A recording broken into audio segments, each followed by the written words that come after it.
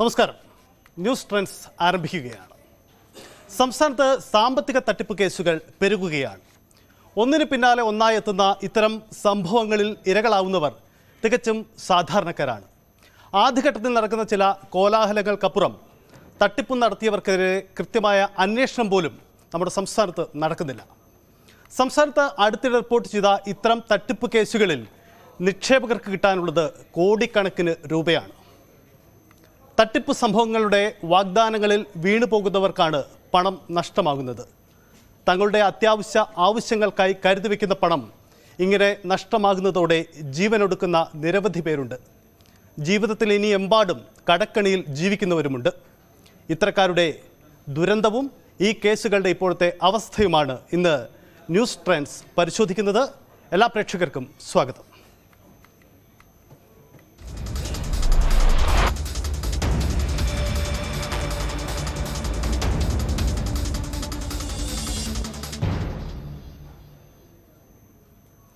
നമ്മൾ വിശദമായി കടന്നു വരുമ്പോൾ സംസ്ഥാനത്ത് അടുത്തിടെ ചർച്ചയായ ഏറ്റവും പ്രധാനപ്പെട്ട സാമ്പത്തിക തട്ടിപ്പ് കേസായിരുന്നു ഹൈറിച്ച്. ആ പേരിപ്പോൾ മലയാളിക്ക് സുപരിചിതമാണ്. തൃശ്ശൂർ ജില്ല കേന്ദ്രമായി നടത്തിയ ആ ഓൺലൈൻ തട്ടിപ്പ് സംഘം ഏറ്റവും ഒടുവിൽ ഇപ്പോൾ ഒളിവിൽ പോയിരിക്കുന്നു. ED ഈ വിഷയത്തിൽ അന്വേഷണം നടത്തുകയാണ്. 3000-ലധികം കോടി രൂപയാണ് സംസ്ഥാനത്ത് അനധികൃതമായി ഈ സംഘം പിടിച്ചെടുത്തിരിക്കുന്നത് എന്നതാണ് ED കണ്ടെത്തിയിരിക്കുന്നത്. ഈ കേസിൽ ഇപ്പോൾ ചില നിർണായക നീക്കങ്ങളിലേക്കും ED കടന്നു കഴിഞ്ഞു. അതിനു മുമ്പ് നമുക്ക് പരിശോധിക്കാം എന്താണ് ഹൈറിച്ച് തട്ടിപ്പ് കേസ്, അതിൻ്റെ ചരിത്രത്തിൽ.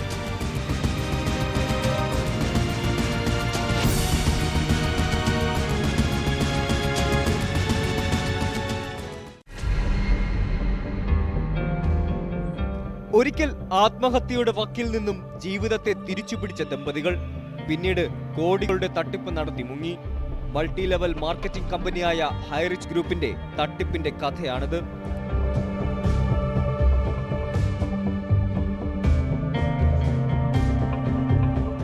വാട്സാപ്പ് ഗ്രൂപ്പുകൾ വഴി തുണിത്തരങ്ങളും പലചരക്കും കച്ചവടം നടത്തി തുടക്കം. പിന്നീട് പലചരക്ക് മുതൽ ഫാഷൻ വരെ ആളുകളിലേക്ക് എത്തിക്കുന്ന ഒരു കൊമേഴ്സ് വെബ്സൈറ്റ്. KD പ്രതാപൻ സ്ഥാപകനായും ഭാര്യ ശ്രീന പ്രതാപൻ സഹസ്ഥാപകയുമായ കമ്പനി. 2019 ആരംഭിച്ച കമ്പനി 2022 എത്തിയപ്പോഴേക്കും ഒരു സാധാരണ കൊമേഴ്സ് വെബ്സൈറ്റിനപ്പുറം മൾട്ടി ലെവൽ മാർക്കറ്റിംഗിലേക്ക് വളർന്നു. സൂപ്പർ മാർക്കറ്റുകൾ, farm city, crypto currency, HR matrimony, IT company, productions എന്നിങ്ങനെ ധാരാളം മേഖലകളിൽ അവർ വളർന്നു. അങ്ങനെ ഇന്ത്യയിലാകെ 680 ഷോപ്പുകളും കേരളത്തിൽ 78 ശാഖകളുമായി ഒരു കമ്പനിക്ക് എത്താൻ കഴിയുന്ന ഏറ്റവും വലിയ ഉയർച്ചയിൽ നിൽക്കുമ്പോഴായിരുന്നു ഹൈറിച്ചിന്റെ പതനത്തിന്റെ തുടക്കം.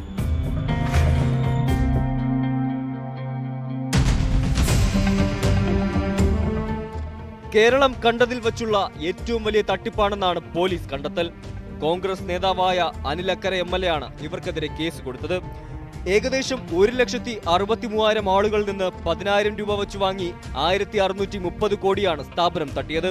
പിന്നാലെ 126 കോടി രൂപയുടെ നികുതി വെട്ടിപ്പും GST വകുപ്പും കണ്ടെത്തി. പ്രതികൾ സ്വീകരിച്ചത് 3,141 കോടിയുടെ നിക്ഷേപമാണെന്നാണ് റിപ്പോർട്ടുകൾ. തട്ടിപ്പുകളുടെ ഒരു വലിയ കഥയാണ് കേരളത്തിനകത്തു നിന്നും പുറത്തുനിന്നുമായുള്ള പരാതികളിൽ നിന്ന് മറനീക്കി പുറത്തു വന്നത്. GST വിഭാഗം പ്രതാപനെ അറസ്റ്റ് ചെയ്തെങ്കിലും പിന്നീട് ജാമ്യത്തിലിറങ്ങി. GST തട്ടിപ്പ് മാത്രമാണ് നടത്തിയെന്നായിരുന്നു ആദ്യം ശ്രീനയും പ്രതാപന്റെയും വാദം. എന്നാൽ ആ വാദം പൊളിഞ്ഞു. കുറച്ച് ദിവസങ്ങൾക്ക് മുമ്പ് ED റെയ്ഡിനായി എത്തുന്നതിന് തൊട്ടു മുൻപേ അവർ രക്ഷപ്പെട്ടു. ഒടുവിൽ തുടക്കം പോലെ ഒടുക്കവും.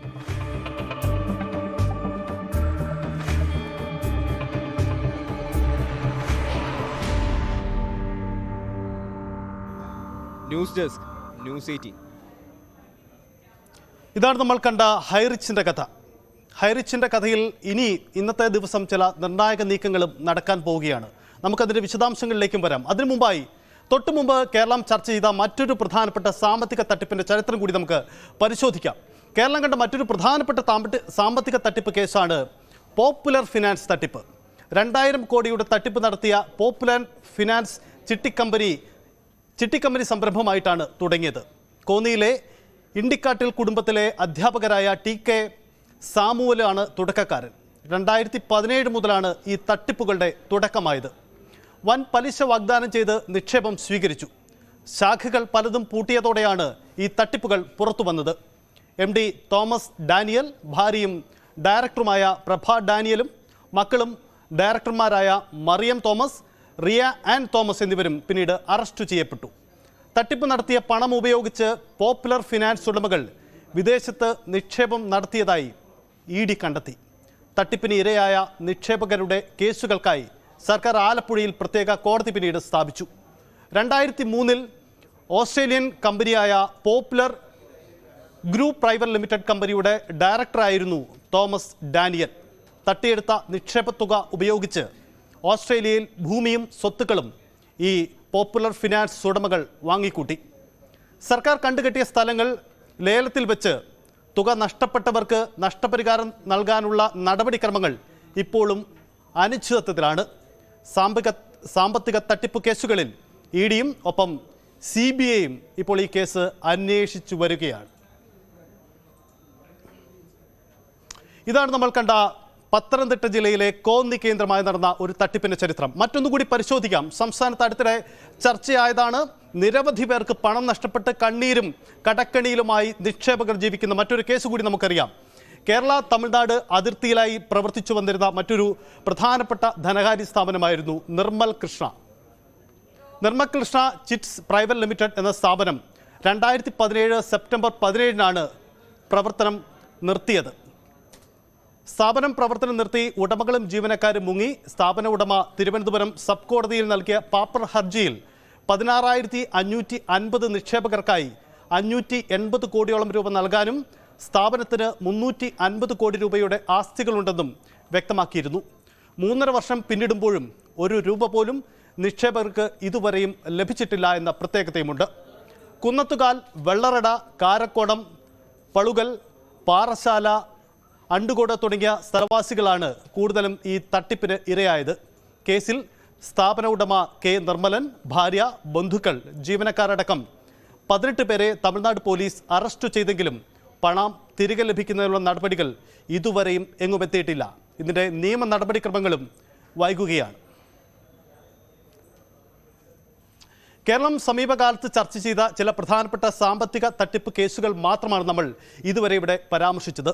ടോട്ടൽ ഫ്യൂറി തട്ടിപ്പുണ്ട്, ഒപ്പം ഹിമാലയ ചിട്ടി തട്ടിപ്പ്, ഇങ്ങനെ മൈക്രോ ഫിനാൻസ് തട്ടിപ്പടക്കമുള്ള നിരവധി തട്ടിപ്പ് സംഘങ്ങൾ നമ്മുടെ സംസ്ഥാനത്ത് പ്രവർത്തിച്ചിട്ടുണ്ട്. പലപ്പോഴും ആദ്യഘട്ടത്തിലെ ഒരു കോലാഹലങ്ങൾക്കപ്പുറത്തേക്ക് ഇത് വാർത്തകളിൽ നിറയാറില്ല. ഒപ്പം തന്നെ ഇതിൽ ഇരകളാവുന്നവർക്ക് പണം ലഭിക്കാതെയുമുണ്ട്. ഇതിൽ ഈ തട്ടിപ്പ് നടത്തിയവർ പലപ്പോഴും വിദേശ രാജ്യങ്ങളിലേക്കും മറ്റും കടന്ന് രക്ഷപ്പെടുമ്പോൾ ഇവിടെ കടക്കണിയിലാവുന്നു ചിലർ ജീവിതം തന്നെ അവസാനിക്കപ്പെടാൻ നിർബന്ധിതമാക്കുന്നു. ഇത്തരത്തിൽ നിരവധി കഥകളാണ് ഇതുമായി ബന്ധപ്പെട്ടുണ്ട്. എന്തായാലും നമ്മൾ തുടക്കത്തിൽ പങ്കുവച്ച ഹൈറിച്ച് കേസിൽ ഇന്നൊരു പ്രധാനപ്പെട്ട നീക്കം കൂടി നടക്കുകയാണ്. ഈ പ്രതികളുടെ, ഇപ്പോൾ ഒളിവിലുള്ള പ്രതികളുടെ മുൻകൂർ ജാമ്യാപേക്ഷ ഇന്ന് കൊച്ചിയിലെ PMLA കോടതി ഇന്ന് പരിഗണിക്കുന്നുണ്ട്. കമ്പനി ഉടമകളായ KD പ്രതാപനും ഭാര്യ ശ്രീനയുമാണ് മുൻകൂർ ജാമ്യാപേക്ഷയുമായി കോടതിയെ സമീപിച്ചിരിക്കുന്നത്. പ്രതികൾ സ്ഥിരം കുറ്റവാളികളാണെന്ന് ജാമ്യാപേക്ഷയെ എതിർത്തുകൊണ്ട് ED കോടതിയെ ബോധിപ്പിച്ചിരുന്നു. കേരളം കണ്ട ഏറ്റവും വലിയ സാമ്പത്തിക തട്ടിപ്പാണ് അന്വേഷണത്തിലൂടെ പുറത്തു വരുന്നതെന്നും പ്രോസിക്യൂഷൻ ചൂണ്ടിക്കാട്ടിയിരുന്നു. ഈ സാഹചര്യത്തിൽ പ്രതികൾക്ക് ജാമ്യം നൽകുന്നത് അന്വേഷണം അട്ടിമറിക്കാൻ വഴിയൊരുക്കുമെന്നാണ് പ്രോസിക്യൂഷന്റെ വാദം. എന്തായാലും ഈ സംഭവങ്ങളിലടക്കം ഇന്ന് ചില നിർണായകമായ നീക്കങ്ങൾ നടക്കുന്നു എന്ന പ്രത്യേകതയുമുണ്ട്. ഒപ്പം തന്നെ ഹൈറിച്ച് കേസിൽ വളരെ പ്രധാനപ്പെട്ട മറ്റൊരു നീക്കത്തിലേക്കും ED തുടക്കമിട്ടിട്ടുണ്ട്. നമുക്ക് എന്താണ് സംസ്ഥാനത്തെ സാമ്പത്തിക തട്ടിപ്പ് കേസുകളുടെ ഭാവി, എങ്ങനെ ഇരകൾക്ക് നീതി കിട്ടുമെന്ന വിശദമായ പരിശോധനയിലേക്കാണ് നമ്മൾ കടക്കുന്നത്. ആദ്യം തന്നെ നമുക്ക് തിരുവനന്തപുരത്ത് ഡാൻ കുര്യൻ, ഒപ്പം ഡാൻ ഇപ്പോൾ കൊച്ചിയിലുമുണ്ട്. ഡാനി, ഒപ്പം ഡാൻ, സ്വാഗതം. എന്തായാലും നമ്മൾ വളരെ പ്രധാനപ്പെട്ട ഒരു വിഷയമാണ് ഇന്ന് സംസ്ഥാനത്തിൻ്റെ പൊതുശ്രദ്ധ ഇങ്ങോട്ട് കൊണ്ടുവരാൻ ശ്രമിക്കുന്നത്. കാരണം സാമ്പത്തിക തട്ടിപ്പ് കേസുകൾ പലപ്പോഴും വാർത്തകളിലെ ആദ്യഘട്ടത്തെ ഇടം പിടിക്കുന്നതിനപ്പുറം പിന്നീട് ഈ സംഭവങ്ങൾക്ക് എന്ത് സംഭവിക്കുന്നു എന്ന് പോലും ആരും പരിശോധിക്കപ്പെടാറില്ല. ആദ്യഘട്ടത്തിൽ ചിലപ്പോൾ ചില രാഷ്ട്രീയ സ്വഭാവങ്ങൾ ഉണ്ടാവും, രാഷ്ട്രീയ പാർട്ടികളുടെ പിന്തുണകൾ ഉണ്ടാവും. അതിനും അപ്പുറത്തേക്ക് ഇരകളാക്കപ്പെടുന്നവർ എക്കാലവും നീതി ലഭിക്കാതെ ഇങ്ങനെ വലിയ പ്രതിസന്ധിയിലേക്ക് പോകുന്നു എന്ന പൊതു കാര്യമാണ് നമുക്ക് ചൂണ്ടിക്കാട്ടാനുള്ളത്. ഇന്നത്തെ ഈ ഹൈറിച്ച് കേസാണ് നമുക്ക് പ്രധാനമായും ഈ സാമ്പത്തിക തട്ടിപ്പ് കേസുകളുടെ ചരിത്രം പരിശോധിക്കുമ്പോൾ ഇന്ന് ഈ വാർത്തയിലേക്ക് നമ്മൾ വരുന്നതിന് കാരണം.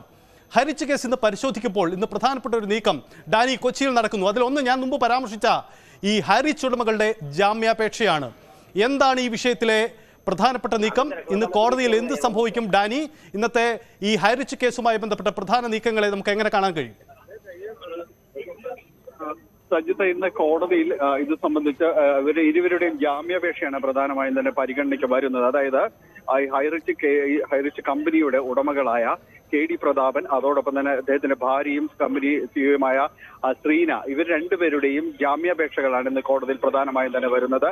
പ്രത്യേക സാമ്പത്തിക കോടതിയാണ് ഈ കേസ് പരിഗണിക്കുകയും ചെയ്യുന്നത്. ED ആണ് ഈ കേസ് രജിസ്റ്റർ ചെയ്തിരിക്കുന്നത്.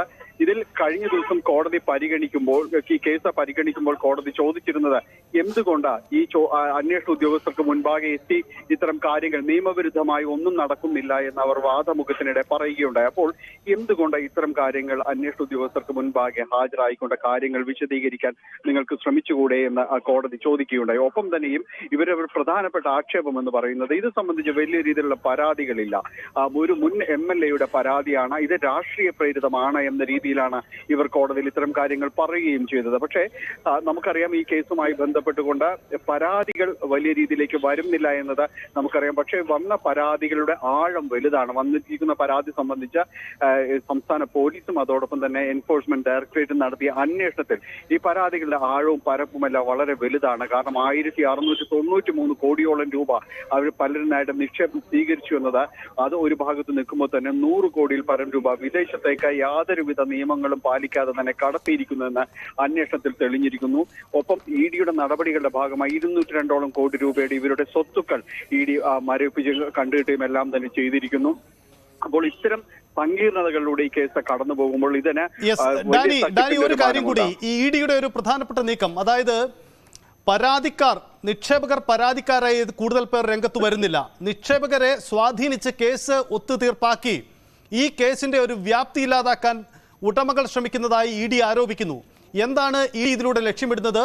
വിദേശത്തടക്കം വലിയ ബന്ധങ്ങളുള്ള കേസ് എന്നതാണല്ലോ പൊതുവിൽ പറയുന്നത്. തീർച്ചയായും സജിത്തെ, കാരണം അത് നമ്മൾ വളരെ ഗുരുതരമായ സ്വഭാവത്തോടെ കാണേണ്ട ഒരു കാര്യം തന്നെ. കാരണം പരാതിക്കാർ മുന്നോട്ട് വരുന്നില്ല എന്ന ആത്മവിശ്വാസത്തിൽ നിന്നുകൊണ്ട് തന്നെയാണ് ഹൈറിച്ച് ഉടമകൾ ഇക്കാര്യങ്ങളെ സമീപിക്കുന്നത്.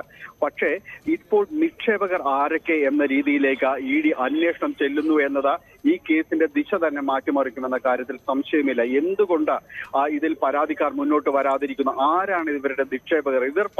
ഇവർ സമാഹരിച്ച പണം എവിടെ നിന്നാണ്? ഇവർ ഏത് ലക്ഷ്യത്തോടു കൂടി ഇതിലേക്ക് പണം കൊണ്ടുവന്നു? ആരൊക്കെയാണ് ഇവരുടെ പിന്നിലുള്ളത്? ഇത് ശരിയായ നിക്ഷേപകർ തന്നെയാണോ ഇതിന് പിറകിലുള്ളത് എന്നത് അടക്കമുള്ള കാര്യങ്ങളിലേക്ക് ED അന്വേഷണം ചെല്ലുന്നു എന്നത് ഈ കേസിനെ സംബന്ധിച്ചിടത്തോളം അത് മറ്റൊരു ദിശയിലേക്ക് തിരിക്കുമെന്ന് തന്നെയാണ് മനസ്സിലാക്കുന്നത്. അതുകൊണ്ട് തന്നെ ഈ നിക്ഷേപകരിലേക്ക് കൂടുതൽ ചെല്ലാനായിട്ട് ഈ എൻഫോഴ്സ്മെന്റ് ഡയറക്ടറേറ്റ് തീരുമാനിച്ചിരിക്കുന്നു. അവരുടെ വിശദാംശങ്ങൾ ഇപ്പോൾ എൻഫോഴ്സ്മെന്റ് ഡയറക്ടറേറ്റ് മുഴുവനായും തന്നെ എടുത്തിട്ടുണ്ട് എന്ന് തന്നെയാണ് അറിയാനായിട്ട് സാധിക്കുകയും ചെയ്യുന്നത്. അതുകൊണ്ട് ഈ കാര്യത്തിൽ വളരെ നിർണായകം തന്നെയായിരിക്കും EDയുടെ അടുത്ത നീക്കം. ED എത്ര പ്രധാനപ്പെട്ട നീക്കത്തിലേക്ക് ഈ ഹൈറിച്ച് കേസിൽ കടക്കുന്നു എന്നതാണ്. നമുക്ക് ഹൈറിച്ച് കേസിന്റെ ഒരു ഭാവിയും ഇതിന്റെ രാഷ്ട്രീയ സാഹചര്യങ്ങളും വിശദമായി തന്നെ പരിശോധിക്കാം. അനിൽ അക്കരെ, മുൻ MLA, നമുക്കൊപ്പം ചേരുന്നു. സ്വാഗതം അനിൽ അക്കര. താങ്കളാണ് ഈ കേസിന്റെ തുടക്കവും ഒടുക്കവും എന്ന് ഞാൻ കരുതുകയാണ്. കാരണം ഈ കേസിന്റെ തുടക്കം മുതൽ ഈ സംഭവം ഒരു സാമ്പത്തിക തട്ടിപ്പാണെന്ന് കൃത്യമായി സോഷ്യൽ മീഡിയ പ്ലാറ്റ്ഫോമുകളിലും രാഷ്ട്രീയ വേദികളിലും കൃത്യമായി ഉന്നയിച്ച വ്യക്തിയാണ് താങ്കൾ. ഒടുവിൽ പോലീസൊക്കെ പിന്നോട്ട് നിന്നു എന്ന് താങ്കൾ രാഷ്ട്രീയമായി തന്നെ ഉന്നയിച്ചതാണ്. ഒടുവിൽ ഇത് വലിയ തരത്തിലേക്ക് അന്വേഷണം പോവുകയാണ്. ഇന്നത്തെ EDയുടെ ചില കണ്ടെത്തലുകൾ, അവരുടെ നിലപാടുകൾ ഈ കേസിൽ നിർണായകമാണെന്ന് തോന്നുന്നു. കാരണം നിക്ഷേപകർക്ക് പരാതിയില്ല, പിന്നെ എങ്ങനെ ഈ കേസ് മുന്നോട്ട് പോകുമെന്ന ചോദ്യം ഒരുപക്ഷെ ഇതിൻ്റെ പ്രധാനപ്പെട്ട തട്ടിപ്പ് നടത്തിയവർ ഉന്നയിക്കാൻ സാധ്യത കണ്ടുകൊണ്ടാണ് ED ഇന്ന് നിക്ഷേപകരെ കണ്ടെത്തി ഈ കേസിൻ്റെ സാധ്യതകളിലേക്ക് വീണ്ടും കടക്കാൻ നീക്കം നടക്കുന്നതായി നമുക്കറിയുന്നത്. താങ്കൾ എങ്ങനെ കാണുന്നു EDയുടെ ഈ നീക്കത്തെ, ഈ കേസിൻ്റെ ഭാവിയെ?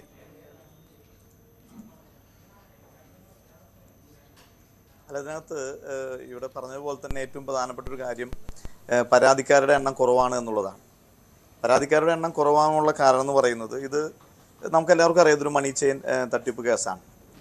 അപ്പോൾ ഇതിനകത്ത് സാധാരണ കമ്പനികൾ പൂട്ടുന്ന സമയത്താണ്, നിക്ഷേപകർക്ക് പണം കിട്ടാതിരിക്കുന്ന സമയത്താണ് ഇത്തരത്തിലുള്ള വിഷയങ്ങൾ വരുന്നതും ആളുകൾ പരാതിയുമായി ഇറങ്ങിത്തിരിക്കുന്നതും. ഇപ്പോൾ ഓരോരോ കേസുകൾ എടുത്താൽ നമുക്കത് കാണാൻ കഴിയും. കേരളത്തിൽ നടന്ന എല്ലാ സാമ്പത്തിക തട്ടിപ്പ് കേസിലും പരാതിക്കാരായി വരുന്നത് പണം നഷ്ടപ്പെട്ട നിക്ഷേപകർ, അവർക്ക് പണം കിട്ടാതെ വരുമ്പോഴാണ്. ഇത് അതിൽ നിന്ന് വളരെ വ്യത്യസ്തമാണ്. കാരണം എന്താണെന്ന് വെച്ചാൽ ഈ കമ്പനി 2029 സ്റ്റാർട്ട് ചെയ്തതിന് ശേഷം ഇവർ ഈ മണി ചെയിനുമായി ബന്ധപ്പെട്ട് മുന്നോട്ട് പോകുന്ന സമയത്ത് ഞാനൊരു ഇൻ്റർവ്യൂവിൽ പറഞ്ഞ പോലെ തട്ടിപ്പിൽ യാതൊരു കളവുമില്ല എന്ന രീതിയിലാണ് ഇവർ നടത്തിക്കൊണ്ടുപോകുന്നത്. ഇപ്പോൾ ഈ മണി ചെയിനുമായി ബന്ധപ്പെട്ട് കിട്ടുന്ന പണം, ഇവർ ഈ പറയുന്ന നിയമവിരുദ്ധമായി കളക്ട് ചെയ്യുന്ന പണം കൃത്യമായ ആളുകൾക്ക് വീതം വെച്ച് കൊടുക്കുകയാണ്. അത് ഞാൻ നടത്തിയ അവസാനത്തെ പത്രസമ്മേളനം ഇതുമായി ബന്ധപ്പെട്ട് ഡിസംബർ 7-ാം തീയതി നടത്തുന്ന സമയത്ത് അന്നാണ് ഇവരുടെ അക്കൗണ്ടുകൾ തൃശ്ശൂർ ജില്ലാ കളക്ടർ കൃഷ്ണ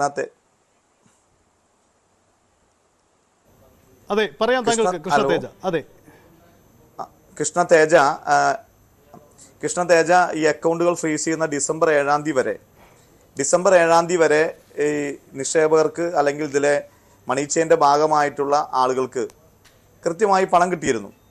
അതുകൊണ്ടാണ് ആളുകൾക്ക് ഇത്തരത്തിലുള്ള പൈസ കിട്ടാതിരിക്കുന്നത്. രണ്ടാമത്, ഇതിനകത്ത് സാധാരണ ബാങ്കിൽ നിക്ഷേപിച്ചതുപോലെ ഇപ്പോൾ ഈ പറയുന്ന നിധി അല്ലെങ്കിൽ മറ്റ് തട്ടിപ്പുകളിലൊക്കെ ആളുകൾ നിക്ഷേപിക്കുന്നത് പോലെയല്ല ചെയ്തിട്ടുള്ളത്. ഇത് ഒരു മണി ചെയിനാണ്. എല്ലാവരും അങ്ങോട്ടും ഇങ്ങോട്ടും കണക്റ്റായി നിൽക്കുകയാണ്. ഇവരുടെ ഒരു ഇൻ്റർവ്യൂവിൽ പറഞ്ഞതുപോലെ 18 ലെയറിലാണ് ഇതിൻ്റെ ഓരോ സ്റ്റേജും നിൽക്കുന്നത്. ഒന്നാമത്തെ ലെയർ എന്ന് പറയുന്നത് ഈ പറയുന്ന ഈ കമ്പനിയുടെ ഡയറക്ടർമാർ, അതിൻ്റെ മുകളിൽ ഇങ്ങനെ ലെയറായി വരികയാണ്. അപ്പോൾ ഇത് തട്ടിയെടുത്ത പണം കൃത്യമായി വീതം വെച്ചുകൊണ്ട് ഈ ആളുകൾക്ക് പണം കിട്ടി എന്നതുകൊണ്ടാണ് ആളുകൾ പരാതിയുമായി വരാതിരിക്കുന്നത്. പക്ഷേ നമ്മൾ മനസ്സിലാക്കേണ്ടതായിട്ടൊരു കാര്യം, ഇത് സാധാരണ പോലെ നടന്നൊരു തട്ടിപ്പ് മാത്രമല്ല, സമാന്തരമായിട്ടുള്ള ഒരു സംവിധാനം ഒരുക്കി നമ്മുടെ റിസർവ് ബാങ്കിനെ പോലെ തന്നെ ഇന്ത്യയിൽ പണം എങ്ങനെയാണ് ഉൽപ്പാദിപ്പിക്കുന്നത്, പണം എങ്ങനെയാണ് വിതരണം ചെയ്യുന്നത് എന്നുള്ളത് കറൻസിയുടെ ഭാഗമായിട്ടാണ്. അതിന് സമാനമായ രീതിയിൽ ഒരു പാരലൽ ഇക്കണോമി സൃഷ്ടിച്ചുകൊണ്ടാണ് ഈ ഹൈറിച്ചിൻ്റെ സ്ഥാപനം മുന്നോട്ട് പോയത്. എന്ന് വെച്ചാൽ ഇവരൊരു ആപ്പ് ഉണ്ടാക്കുകയും ആ ആപ്പിൽ പ്രത്യേകമായ അക്കൗണ്ടുകൾ സ്റ്റാർട്ട് ചെയ്യുകയും ആ അക്കൗണ്ടുകൾ വഴി കൂടുതലായ ഇവർക്ക് പിൻ നമ്പറുകൾ കൊടുത്ത് ഇവർക്ക് കിട്ടുന്ന ലാഭം അവിടെ തന്നെ ആ ആപ്പിൽ തന്നെ ഇൻവെസ്റ്റ് ചെയ്യാനും, ആ ഇൻവെസ്റ്റ് ചെയ്ത ആളുകൾക്ക് കൂടുതൽ ഇത്തരത്തിലുള്ള 10,000 രൂപയുടെ കൂടുതലായിട്ടുള്ള പിന്നുകൾ കൊടുത്തുകൊണ്ട് ഒരു പാരലൽ എക്കണോമി സൃഷ്ടിച്ചുകൊണ്ടാണ് ഇവർ മുന്നോട്ട് പോയിട്ടുള്ളത്. എന്ന് വെച്ചാൽ ഇപ്പോൾ ഹൈറിച്ചിനകത്ത് അക്കൗണ്ട് എടുത്തിട്ടുള്ള ഒരാൾ, 10,000 രൂപയുടെ അക്കൗണ്ട് എടുത്തിട്ടുള്ള ആൾ, അയാളുടെ പണം എവിടെയാണ് എന്ന് അയാൾ പരിശോധിക്കുമ്പോൾ, നമ്മളൊക്കെ നമ്മുടെ മൊബൈൽ ഫോണിനകത്താണല്ലോ നമ്മുടെ അക്കൗണ്ട് എത്ര ബാലൻസ് ഉണ്ടെന്ന് നോക്കുന്നത്, അല്ലാണ്ട് ബാങ്കിൽ പോയിട്ടല്ല ഇപ്പോൾ ആരും. അപ്പോൾ എൻ്റെ അക്കൗണ്ട് എടുത്ത് ഞാൻ എൻ്റെ ആപ്പ് നോക്കി, എൻ്റെ കനറ ബാങ്കിൻ്റെ അക്കൗണ്ടാണ് എൻ്റേത്. അപ്പോൾ കനറ ബാങ്കിൻ്റെ ആപ്പ് നോക്കിയാൽ എനിക്ക് അതിനകത്ത് എത്ര പൈസ ഉണ്ടെന്ന് മനസ്സിലാക്കാൻ കഴിയും. അപ്പോൾ അതേപോലെ തന്നെ ഈ ഹൈറിച്ചിലെ ആളുകൾ ഇവരുടെ ആപ്പ് നോക്കി അവരുടെ അക്കൗണ്ടിൽ ഇത്ര പണമുണ്ട് എന്നവർ ഉറപ്പുവരുത്തി മാനസികമായി സംതൃപ്തി അടയുകയാണ്. അവർക്ക് ആ പണം ബാങ്കിൽ നിന്നും ഇപ്പോൾ കിട്ടുന്നില്ല എന്നത് മാത്രമാണ് അവരെ സംബന്ധിച്ചുള്ള ഒരു പ്രതിസന്ധിയായി നിൽക്കുന്നത്. അതിനാണ് ഈ കേസുകൾ പറഞ്ഞ് ഈ കേസ് ഇന്ന് തീരും, നാളെ തീർന്നാൽ ഇത് കിട്ടും എന്ന് പറഞ്ഞുകൊണ്ട് നിൽക്കുന്നത്. അതുകൊണ്ടാണ് ആളുകൾ ഈ പരാതിയുമായി വരാതിരിക്കുന്നത്. ശരി, ഒന്ന് തുടരുക, താങ്കളിലേക്ക് തിരിച്ചു വരാം. അഡ്വക്കേറ്റ് പ്രദീപ് കൂടി നമുക്കൊപ്പമുണ്ട്. കാരണം ഇത്തരത്തിൽ സാമ്പത്തിക തട്ടിപ്പ് കേസുകളും അതിൻ്റെ നിയമ സാഹചര്യവും കൃത്യമായി അറിയാവുന്നയാളാണ് അഡ്വക്കേറ്റ് പ്രദീപ്, താങ്കൾ ഈ സർഫാസി വിഷയത്തിൽ കൃത്യമായി ഇടപെട്ടിട്ടുള്ളയാളാണ്. നമ്മുടെ സംസ്ഥാനം നേരിടുന്ന ഒരു പുതിയ കാല പ്രതിസന്ധിയാണ് ഇത്തരം സാമ്പത്തിക തട്ടിപ്പുകൾ. ആ തട്ടിപ്പുകൾ പലവട്ടം ആവർത്തിക്കപ്പെടുന്നുണ്ട്. പക്ഷേ നിക്ഷേപകർ ഈ വലിയ വാഗ്ദാനങ്ങളിൽപ്പെട്ട് തുടർച്ചയായി ഇങ്ങനെ തട്ടിപ്പുകൾക്ക് വിധേയമാവുന്നു, അവർ ഇരകളാവുന്നു എന്നതാണ് സംസ്ഥാനത്തെ പൊതു സാഹചര്യം. നമ്മൾ പരിശോധിക്കുന്നത് ഈ കേസുകളുടെ രാഷ്ട്രീയ ഭാവിയാണ്, ഈ കേസുകളുടെ നിയമ നടപടികളുടെ ഭാവിയാണ്. കാരണം ഇരകൾക്ക് നീതി വൈകുന്നു. ഏറ്റവും ഒടുവിൽ നമ്മൾ പരാമർശിക്കുന്ന ഈ പോപ്പുലർ ഫണ്ട് ഫിനാൻസ് കേസുകളിലൊക്കെ എത്ര കോടികളാണ് നിക്ഷേപകർക്ക് കിട്ടാനുള്ളത്. എന്തുകൊണ്ടാണ് നമ്മുടെ നിയമ സംവിധാനങ്ങൾക്ക് ഇതിൽ നീതി ഉറപ്പാക്കാൻ വൈകുന്നത്? നമ്മുടെ പ്രശ്നം എവിടെയാണ്? ഇത് ഒരു പുതിയ തട്ടിപ്പല്ല. നമുക്കറിയാം, ആടുമാഞ്ചിയം തുടങ്ങി അവസാനം ടോട്ടൽ ഫോർ യു അടക്കം തുടങ്ങി ഇന്നിപ്പോൾ ലാസ്റ്റ് ഹൈറിച്ചിലേക്ക് എത്തിയിരിക്കുമ്പോൾ ഇവിടെ കൃത്യമായും ജാഗ്രത പാലിക്കേണ്ട ഭരണകൂടങ്ങൾ ജാഗ്രത പാലിക്കുന്നില്ല എന്നതാണ് അടിസ്ഥാനപരമായ കാരണം. കേരളത്തിൽ ഏറ്റവും ആദ്യം നമുക്ക് ആവശ്യമായത് ഒരു സാമ്പത്തിക സാക്ഷരതയാണ്. ഫിനാൻഷ്യൽ ലിറ്ററസി കേരളത്തിൽ ഇല്ല എന്നതാണ് ഏറ്റവും അടിസ്ഥാനപരമായ കാരണം. ജനങ്ങളെ സംബന്ധിച്ച് എവിടെ നിന്ന് ഏറ്റവും കൂടുതൽ ലാഭം കിട്ടുന്നുവോ അവിടെ കൊണ്ടുപോയി പണം നിക്ഷേപിക്കുമ്പോൾ അതിൻ്റെ ആധികാരികത അല്ലെങ്കിൽ അത് എത്രത്തോളം നിയമപരമായിട്ടാണ് നടപ്പിലാക്കപ്പെടുന്നത് എന്ന കാര്യങ്ങളൊന്നും ജനം ഒരിക്കലും ചിന്തിക്കുന്നില്ല എന്നാണ് യാഥാർത്ഥ്യം. നമുക്കറിയാം, ഒന്ന്, ഇത്തരത്തിലുള്ള സ്ഥാപനങ്ങളെല്ലാം രജിസ്റ്റർ ചെയ്ത് പ്രവർത്തിക്കുന്നത് ഏതെങ്കിലും ഒരു നിയമത്തിന്റെ അടിസ്ഥാനത്തിൽ തന്നെയാണ്. നിയമവിരുദ്ധമായിട്ടല്ല ഈ സ്ഥാപനങ്ങൾ പ്രവർത്തിക്കുന്നത്. പക്ഷേ അവരുടെ പ്രവർത്തനങ്ങൾ, പിന്നീട് വരുന്ന എല്ലാ പ്രവർത്തനങ്ങളും 100% നിയമവിരുദ്ധമായിക്കൊണ്ട്, അല്ലെങ്കിൽ റിസർവ് ബാങ്കിന്റെയും സെൻട്രൽ ഗവൺമെന്റിന്റെയും സംസ്ഥാന ഗവൺമെന്റിന്റെയും നിയമങ്ങളും ചട്ടങ്ങളും കാറ്റിൽ പറത്തിക്കൊണ്ടാണ് പിന്നീട് അവരുടെ പ്രവർത്തനങ്ങൾ മുന്നോട്ട് പോകുന്നത്. കാരണം നമ്മൾ ജനങ്ങൾ ഏറ്റവും കൂടുതൽ ശ്രദ്ധിക്കപ്പെടേണ്ടത്, എനിക്ക് പറയുവാനുള്ള ഏറ്റവും പ്രധാനപ്പെട്ട ഒരു വിഷയം എന്ന് പറയുന്നത്, ഏറ്റവും കൂടുതൽ ലാഭം വാഗ്ദാനം ചെയ്യുകയും അതേപോലെ തന്നെ ജീവനക്കാർക്ക് ഏറ്റവും കൂടുതൽ ശമ്പളം പ്രദാനം ചെയ്യുകയും ചെയ്യുന്ന ഏത് സ്ഥാപനമാണോ ആ സ്ഥാപനം ലോങ് റണ്ണിൽ റൺ ചെയ്യില്ല എന്നത് യാഥാർത്ഥ്യമാണ്. ഒരു ചെറിയ കാലപരിധിക്കുള്ളിൽ തന്നെ വലിയ ലാഭം ഉണ്ടാക്കിക്കൊണ്ട് ജനങ്ങളിൽ നിന്ന് പരമാവധി പണം പിരിച്ചെടുത്തുകൊണ്ട് മുങ്ങുന്ന ഒരു സാഹചര്യത്തിലേക്ക് പോകാനുള്ള സാധ്യതകൾ ഇവിടുത്തെ നിയമത്തിന്റെ അപര്യാപ്തത തന്നെയാണ്. ഇത്രയും തട്ടിപ്പുകൾ കേരളത്തിൽ നടന്നിട്ട് പോലും ഗവൺമെന്റിന്റെ ഭാഗത്ത് ഒരു ജാഗ്രത ഇതുവരെ ഉണ്ടായിട്ടില്ല. ഇപ്പോൾ മാത്രമാണ് എനിക്ക് തോന്നുന്ന 2 വർഷത്തോളമാണ് ആയിട്ടേ ഉള്ളൂ ക്രൈംബ്രാഞ്ചിന്റെ കീഴിൽ ഒരു സാമ്പത്തിക കുറ്റാന്വേഷണ വിഭാഗത്തിന് ഗവൺമെന്റ് രൂപം കൊടുത്തിരിക്കുന്നത്. കൃത്യമായ മോണിറ്ററിംഗ് ഉണ്ടെങ്കിൽ തീർച്ചയായും ഇത്തരം സ്ഥാപനങ്ങളെ നിയന്ത്രിക്കാൻ വേണ്ടി ഗവൺമെന്റിന് കഴിയുന്ന കാര്യമേ ഉള്ളൂ. പക്ഷെ ഇവിടെ ഇരകളാക്കപ്പെട്ട ഇരകളുടെ കാര്യത്തെ സംബന്ധിച്ച് പറയുമ്പോൾ അവർക്ക് നീതി ഒരിക്കലും കിട്ടില്ല എന്നത് 100% ഉറപ്പ് തന്നെയാണ്. അഡ്വക്കേറ്റ് പ്രദീപ്, താങ്കളൊന്ന് തുടരുക. അല്ലക്കര, ഈ അഡ്വക്കേറ്റ് പ്രദീപ് ഈ രംഗത്ത് ദീർഘനാളുകളായി പ്രവർത്തിക്കുന്ന ആളുകളാണ്. ഇവിടെ പ്രശ്നം ഇപ്പൊ താങ്കൾ തന്നെ ഈ കേസിന്റെ തുടക്കത്തിൽ ആരോപിച്ചതാണ്. ഇവർക്ക് വലിയ ഈ തട്ടിപ്പ് നടത്തിയ ഹൈറിച്ച് പ്രതികൾക്ക് വലിയ നിയമസഹായം അല്ലെങ്കിൽ അവർക്ക് വലിയ പിന്തുണ പല മേഖലകളിൽ നിന്നും കിട്ടുന്നു. അതിൽ ഉദാഹരണമായി പറഞ്ഞ ഏറ്റവും ഉദാഹരണം ED റെയ്ഡിനെത്തുമ്പോൾ ഇവർക്ക് കൃത്യമായ വിവരത്തിന്റെ അടിസ്ഥാനത്ത് അവിടെ നിന്നും ഒളിവിൽ പോകാൻ അവർക്ക് കഴിയുന്നു. ഇപ്പോഴും താങ്കൾ ആരോപിക്കുന്നുണ്ടോ അത്തരത്തിലുള്ള വലിയ ബന്ധങ്ങൾ, ആ സാധ്യതകൾ ഉപയോഗിച്ചുകൊണ്ട് തന്നെയാണോ ഈ പ്രതികൾ ഒളിവിൽ നിൽക്കുന്നത്?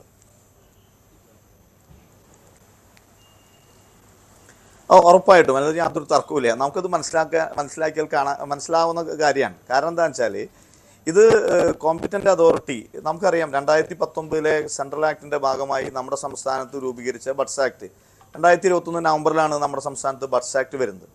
അപ്പോൾ അതിനുശേഷം വളരെ അപൂർവം പോപ്പുലർ ഫിനാൻസിന്റെ കേസും അങ്ങനെ കുറച്ച് കേസ് മാത്രമാണ് ബഡ്സ് ആക്ടിന്റെ പരിധിയിൽ വന്ന് അറ്റാച്ച്മെന്റിലേക്ക് പോയത്. അതിനുശേഷമാണ് ഒരു പ്രധാനമായും ഹൈറിച്ചിന്റെ കേസ് വരുന്നത്. അത് 2023 നവംബർ മാസം 22-ാം തീയതിയാണ് ബഡ്സ് ആക്ട് ഈ കമ്പനിക്കെതിരെ ചുമത്തുന്നത്. 2023 നവംബർ 22-ന് ശേഷം ഉണ്ടായ ഡിസംബർ 7-ാം തീയതി വരെ ഉണ്ടായിട്ടുള്ള ചില നടപടികൾ നമുക്ക് പരിശോധിച്ചാൽ കാണാൻ കഴിയും.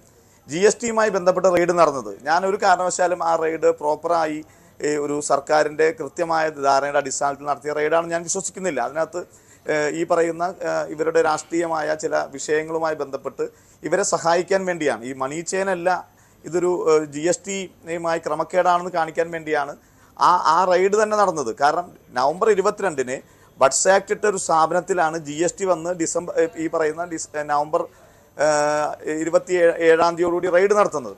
അപ്പം അത് പിന്നെ സംസ്ഥാനത്ത് GST വകുപ്പിന്റെ തലവനെ ഇതുമായി ബന്ധപ്പെട്ടുകൊണ്ട് ഇവരെ സഹായിക്കാൻ വേണ്ടിയാണ് ചെയ്തത്, ഒന്നാമത്തെ കാര്യം. 2, ഡിസംബർ 7-ാം തീയതി ഞാൻ പത്രസമ്മേളനം നടത്തി വളരെ ഗൗരവമായി ആശയം ഉന്നയിച്ചപ്പോഴാണ് ഈ അക്കൗണ്ടുകൾ തന്നെ ഫ്രീസ് ചെയ്തത്. എന്ന് വെച്ചാൽ നവംബർ 22 മുതൽ ഡിസംബർ 7 വരെ കോടിക്കണക്കിന് രൂപയാണ് ഇവർ ലിക്വിഡായും അല്ലാതെയും പണമായി ട്രാൻസ്ഫർ ചെയ്തത്.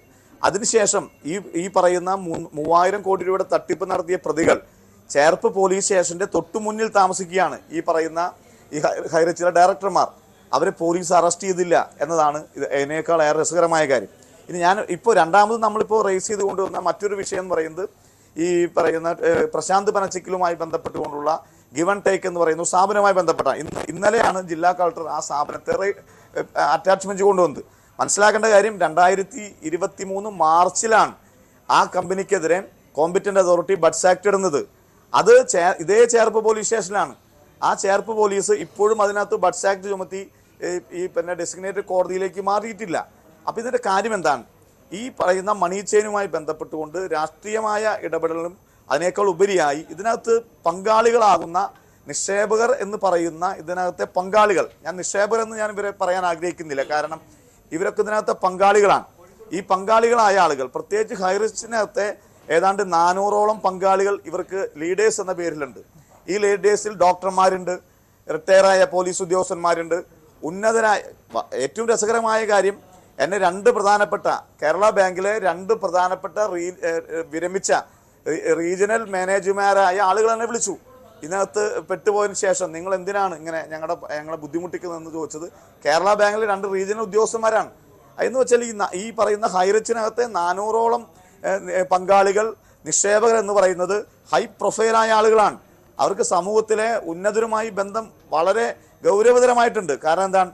ഇവരുടെ കയ്യിലൊക്കെ 1, 2 തരത്തിലുള്ള ആധുനികമായ ഓഡി, ബെൻസ് തുടങ്ങിയ വാഹനങ്ങളാണ്. ഇവരുടെ ആഡംബര ജീവിതം ഇവർ ഷെയർ ചെയ്യുന്നത് കേരളത്തിലെ ഉന്നതരായ ഉദ്യോഗസ്ഥന്മാരായിട്ടാണ്. രാഷ്ട്രീയ നേതാക്കന്മാർ ഇവരുടെ പട്ടികയിൽ കുറവാണ്. പക്ഷേ ഇവർ ഉപയോഗിക്കുന്ന അല്ലെങ്കിൽ ഇവർ യൂട്ടിലൈസ് ചെയ്യുന്ന ആളുകൾ എന്ന് പറയുന്നത് ഉന്നതരായ സർക്കാർ ഉദ്യോഗസ്ഥന്മാരാണ്. അതിന്റെ ഭാഗമായിട്ടാണ് GST റെയ്ഡ് നടന്നത്. അതിന്റെ ഭാഗമായിട്ടാണ് ഈ തരത്തിലുള്ള പോലീസ് സ്റ്റേഷന്റെ മുന്നിൽ താമസിച്ച് ഇവരെ പോലീസ് പോലും അറസ്റ്റ് ചെയ്യാതിരിക്കുന്നത്. ഇപ്പോൾ പോലീസ് എന്താണ് പറയുന്നത്? പോലീസ് പറയുന്നത് ഇതൊന്നും ഞങ്ങളിൽ നിന്ന് മാറ്റി വേറൊരു ഏജൻസിയിലേക്ക് മാറ്റണം എന്ന് പോലീസ് കോടതിയിൽ റിപ്പോർട്ട് കൊടുക്കുകയാണ്. അതിന്റെ കാരണം എന്താണ്? ഇത് വളരെ കാലങ്ങളായി ഇതിന്റെ പ്രധാനപ്പെട്ട ബെനിഫിഷ്യറി ഈ കേരളത്തിലെ മണി ചെയിൻ കമ്പനികളുടെ പ്രധാനപ്പെട്ട ബെനിഫിഷ്യറിയായി പ്രവർത്തിച്ചിട്ടുള്ളത് അല്ലെങ്കിൽ ഇതിന്റെ ഗുണഭോക്താക്കളായി പ്രവർത്തിച്ചിരിക്കുന്നത് പോലീസ് ഉദ്യോഗസ്ഥന്മാർ ഉൾപ്പെടെയുള്ള കേരളത്തിലെ ഉന്നതരായ ഉദ്യോഗസ്ഥന്മാരാണ്. അതാണ് ശ്രീ പ്രദീപ് പറഞ്ഞതുപോലെ ഇതിനകത്തൊരു വളരെ ക്ലിയർ ആയിട്ടുള്ള ഒരു ക്യാമ്പയിൻ കൊണ്ടുവരണം. രാഷ്ട്രീയ നേതൃത്വം എതിരാളികളായ രാഷ്ട്രീയ പാർട്ടികളെ നേരിടുന്ന രീതി മാത്രം എന്നതിൽ മാറ്റി കേരളത്തിനകത്തെ മദ്യത്തെ പോലെ മയക്കുമരുന്നിനെ പോലെ ഏറ്റവും ഗുരുതരമായ രീതിയിൽ കാർന്നു നിന്നുന്ന ഈ മണി ചെയിൻ വ്യാപനത്തിനെതിരായി കേരളത്തിലെ യുവജന രാഷ്ട്രീയ പ്രസ്ഥാനങ്ങൾ കൂടി ഇറങ്ങിത്തിരിച്ച് വലിയ രീതിയിലുള്ള ക്യാമ്പയിൻ കൂടി നടത്തേണ്ടതായിട്ടുണ്ട്. സ്വാഭാവികമായും നമ്മുടെ രാഷ്ട്രീയ പാർട്ടികളും യുവജന നേതൃത്വം അതൊന്നും ശ്രദ്ധിക്കുന്നില്ല. അവരൊക്കെ ട്രെൻഡ് എന്ന രീതിയിൽ മാറുമ്പോൾ കേരളത്തിൽ ഇന്ന് വളരെ ഗുരുതരമാണ്. ഇപ്പൊ ഇതിനകത്ത് എന്റെ കയ്യിലുള്ള ഡോക്യുമെന്റുകൾ അനുസരിച്ച് കേരളത്തിൽ 74 കമ്പനികൾ ബഡ്സ് ആക്ടിന്റെ പരിധിയിൽ നിൽക്കുകയാണ്. അതിനകത്ത് തൃശൂർ ജില്ലയിൽ മാത്രം 14 കമ്പനികളുണ്ട്. ഇതിന്റെ മൊത്തം കണക്കെടുക്കുമ്പോൾ 10,000 കോടി കടക്കുന്നു എന്ന് പറയുമ്പോൾ ഇതിന്റെ വ്യാപ്തി എത്രയാണ്? അപ്പൊ അത് വളരെ ഗുരുതരമാണ്. സംസ്ഥാന ഗവൺമെന്റും കേരളത്തിലെ രാഷ്ട്രീയ പാർട്ടികളും കൃത്യമായി ഇടപെടേണ്ട ഒരു മേഖലയാണ്. ഞാൻ ന്യൂസ് 18 ചാനലിനെ അഭിനന്ദിക്കാൻ ഈ അവസരം ഉപയോഗിക്കുകയാണ്. കാരണം മറ്റ് വിഷയങ്ങളിൽ ഒരു ട്രെൻഡ് എന്ന രീതിയിൽ നിന്ന് വ്യത്യസ്തമായി കേരളം അഭിമുഖീകരിക്കുന്ന ഏറ്റവും ഗുരുതരമായ വിഷയത്തിലേക്ക് ഈ ന്യൂസ് 18 ശ്രദ്ധ തിരിച്ചത് ഒരു വലിയ കാര്യം തന്നെയാണ്. ഞാൻ അതിന്റെ മെറിറ്റിൽ അതിനെടുക്കുകയാണ്. ശരി, ശ്രീ പ്രദീപ്, അഡ്വക്കേറ്റ് പ്രദീപ്, നമ്മൾ ഈ കേസും അതിൻ്റെ വ്യാപ്തികളും ചർച്ച ചെയ്യപ്പെടുമ്പോൾ പ്രധാനമായും പരാമർശിക്കേണ്ട ഒരു കാര്യമാണ് ഇരകളുടെ നീതി. നമ്മൾ മുമ്പ് പറഞ്ഞതാണ്. നമുക്ക് 1-2 ഉദാഹരണങ്ങൾ എടുക്കാം. തിരുവനന്തപുരത്ത് നിർമ്മൽ കൃഷ്ണ, തിരുവനന്തപുരം തമിഴ്നാട് അതിർത്തിയിൽ നിർമ്മൽ കൃഷ്ണ ചിറ്റ് ഫണ്ട് എന്ന് പറഞ്ഞ ഒരു സ്ഥാപനം ആരംഭിക്കുന്നു. അവിടെ നിരവധി നിക്ഷേപകർക്ക് പണം നിക്ഷേപിക്കുന്നു. ഒടുവിൽ ഉടമകൾ മുങ്ങുന്നു. കേസും നിയമ നടപടികളുമായി ഇങ്ങനെ നടക്കുന്നു. ഇതിൽ കുറേ അധികം അവരുടെ സ്ഥാപനങ്ങൾ സർക്കാർ ഏറ്റെടുത്തു. പക്ഷേ സർക്കാർ ഏറ്റെടുത്തെങ്കിലും നിക്ഷേപകരിലേക്ക് പണം എത്തിയിട്ടില്ല എന്നൊരു വസ്തുത. പോപ്പുലർ ഫണ്ട് ഫിനാൻസ് തട്ടിപ്പ് കേസിലും സംഭവിച്ചത് ഇത്. ഒരുപക്ഷെ ഇനി ഈ ഹൈറിച്ച് കേസിലും സംഭവിക്കാൻ പോകുന്നതും മറ്റൊന്നും ആവില്ല.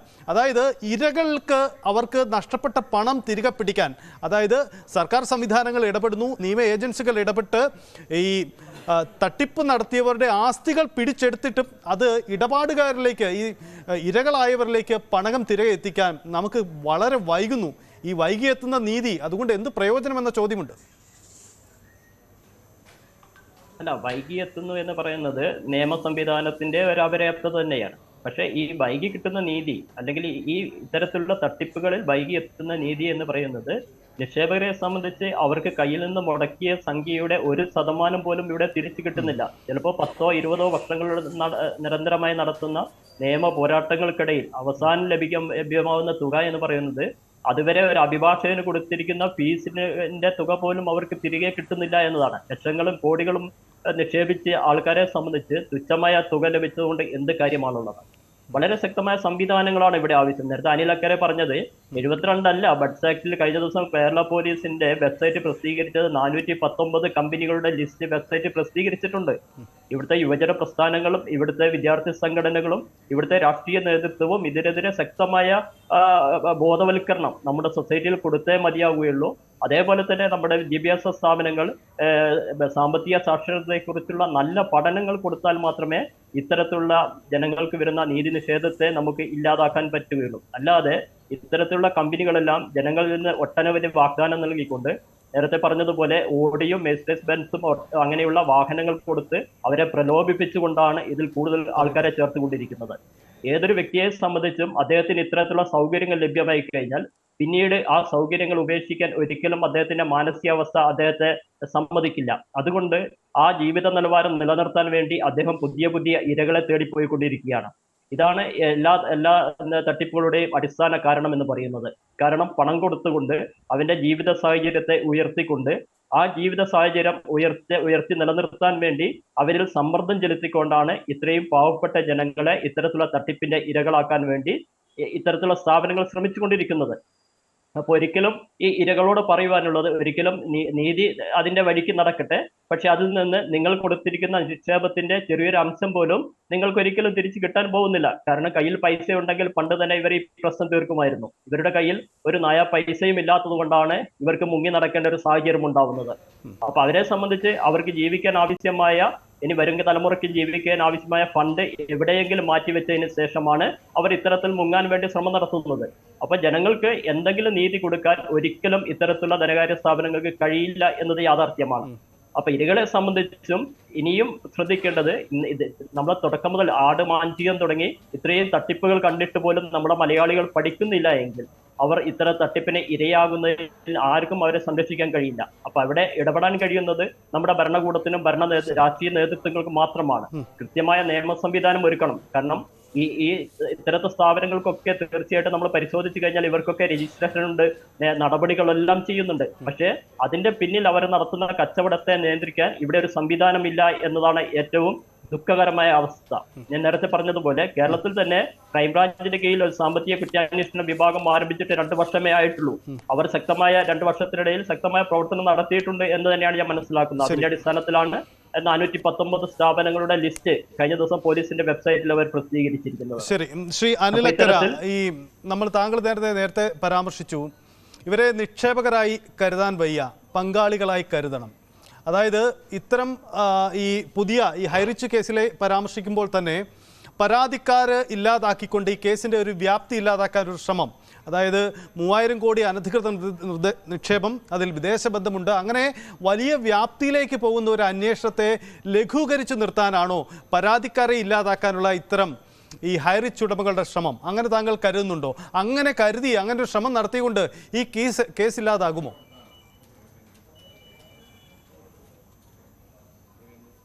അല്ല, ഈ കേസ് ഒരു ഘട്ടത്തിലും ഇല്ലാതാക്കാൻ കഴിയില്ല. കാരണം ഇവർ നടത്തിയ 3 ഏർപ്പാടുകളാണ്. ആദ്യം ഇവർ ജെനുവനായി ഒരു 800 രൂപയുടെ മെമ്പർഷിപ്പ് എടുത്തുകൊണ്ട് പൊള്ളാച്ചിയിൽ ഒരു ഗോഡൗൺ എടുത്ത് അവിടെ നിന്നും തമിഴ്നാട്ടിൽ നിന്നും ആന്ധ്രയിൽ നിന്നുമൊക്കെ ഗ്രോസറി, ഈ പലചരക്ക് സാധനങ്ങൾ വാങ്ങി 800 രൂപ മെമ്പർഷിപ്പ് എടുത്ത ആളുകളുടെ കയ്യിൽ കിറ്റാക്കി കൊടുത്ത് കോവിഡ് കാലത്ത് വിതരണം ചെയ്ത് വലിയ വിശ്വാസം നേടുകയാണ് ആദ്യ റൗണ്ടിൽ ചെയ്തത്. അതിനുശേഷം പിന്നീട് അതിൻ്റെ മെമ്പർഷിപ്പിൻ്റെ ഗഡുവിൻ്റെ തുക വർദ്ധിപ്പിച്ച് 10,000 രൂപയാക്കി മാറ്റി. ആ 10,000 രൂപയാക്കി മാറ്റിയപ്പോൾ ഇവർ ഈ പറയുന്ന ഗ്രോസറി സാധനങ്ങളുടെ വിതരണം മാറ്റി ഇവർ സൂപ്പർ മാർക്കറ്റുകളെ ഫ്രാഞ്ചൈസി എന്ന രീതിയിലേക്ക് തിരഞ്ഞെടുത്തു. അപ്പം പിന്നീട് ഈ ഫ്രാഞ്ചൈസി സൂപ്പർ മാർക്കറ്റുകളൊന്നും പിന്നെ ഇതുമായി യാതൊരു ബന്ധവും യഥാർത്ഥത്തിലില്ല. പിന്നെ അത് പൂർണ്ണമായി മണി ചെയിനായി. അപ്പോൾ 1ാമത്തെ ലെയർ 2ാമത്തെ ലെയർ തുടങ്ങി ഇവർ തന്നെ പറഞ്ഞതനുസരിച്ച് 18 ലെയറിൽ എത്തി നിൽക്കുകയാണ്. എന്ന് വെച്ചാൽ ഒരു 10,000 രൂപ ഇവരുടെ കമ്പനിയിൽ ഡെപ്പോസിറ്റ് ചെയ്ത ഒരു പാർട്ട്ണർക്ക് ഒരു മാസം 450 രൂപയാണ് ഇവർ പാരിതോഷികമായി റെഫറൽ ഇൻകവും മറ്റു തരത്തിലുള്ള സംഖ്യയും ചേർത്ത് 450 രൂപയാണ് കൊടുക്കുന്നത്. എന്ന് വെച്ചാൽ 10 ലക്ഷം രൂപ ഇവിടെ എടുത്താൽ, ഒരു ഐഡിയ ആണ് 10,000 രൂപ എന്ന് പറയുന്നത്, 100 ഐഡിയ എടുത്ത ഒരാൾക്ക് 45,000 രൂപ പ്രതിമാസം കിട്ടുകയാണ്.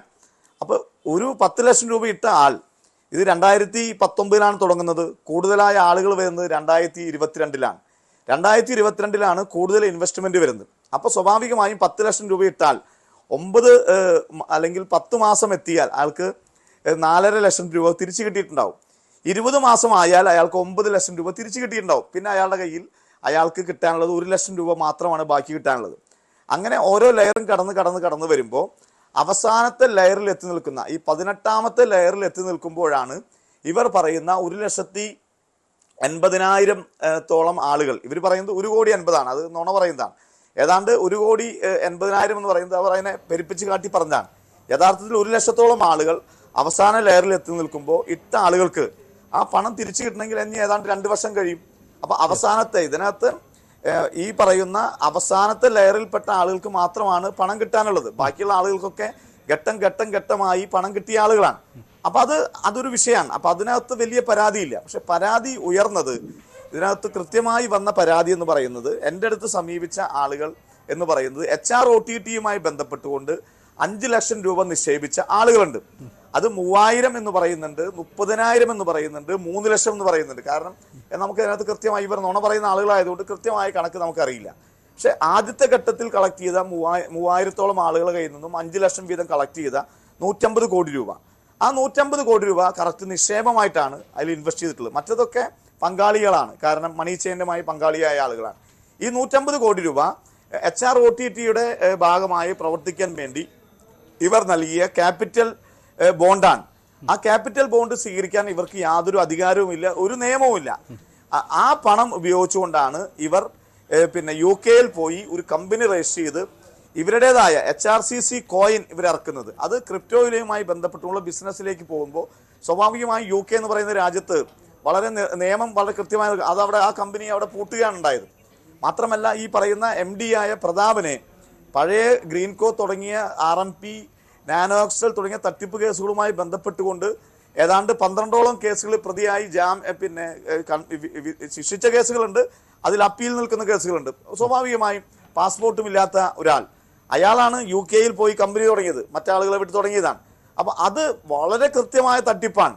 അത് റിസർവ് ബാങ്കിന്റെ അനുമതിയോടുകൂടി ഇന്ത്യയിൽ വളരെ പ്രധാനപ്പെട്ട ലിസ്റ്റ് ചെയ്ത കമ്പനികൾക്ക് മാത്രം.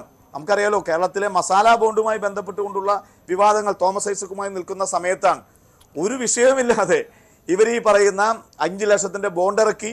അത് 150 കോടി എന്ന് പറയുന്നുണ്ട്, 1500 കോടി എന്ന് പറയുന്നുണ്ട്, 15000 കോടി എന്ന് പറയുന്നുണ്ട്. കൃത്യമായ കണക്ക് നമ്മുടെ കയ്യിലില്ല. അത് വളരെ കൃത്യമായ ഒരു തട്ടിപ്പാണ്.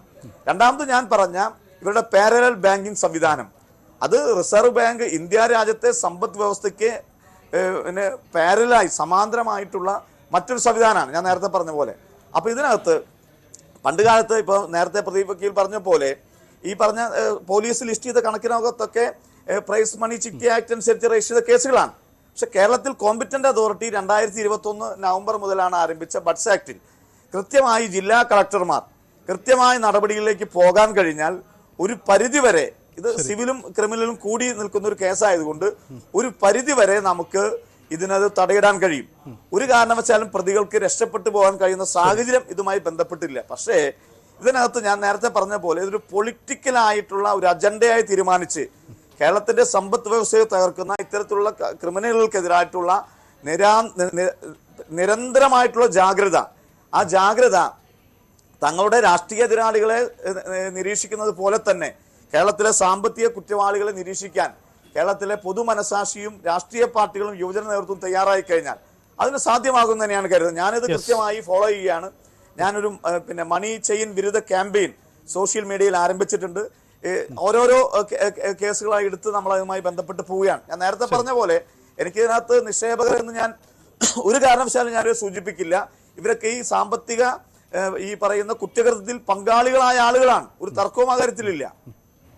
യെസ്, എന്തായാലും അനിലക്കരയുടെ ദൗത്യം വിജയിക്കട്ടെ. ഒപ്പം തന്നെ സാമ്പത്തിക ഇത്തരം ക്രമക്കേടുകളിൽ തട്ടിപ്പ് നടത്തുന്നവരെ പിടികൂടാൻ ഇരകൾക്ക് നീതി വേഗത്തിൽ ലഭ്യമാകാനുള്ള നിയമ സംവിധാനങ്ങളുടെ ഇടപെടലുകളും വേഗത്തിലാവട്ടെ എന്ന് നമുക്ക് കരുതാം. എന്തായാലും നമുക്ക് ഈ വാർത്തയെ വീണ്ടും വിശദമായി തന്നെ പരിശോധിക്കാം. ഒരു ഇടവേളയ്ക്ക് ശേഷം മടങ്ങി വരും.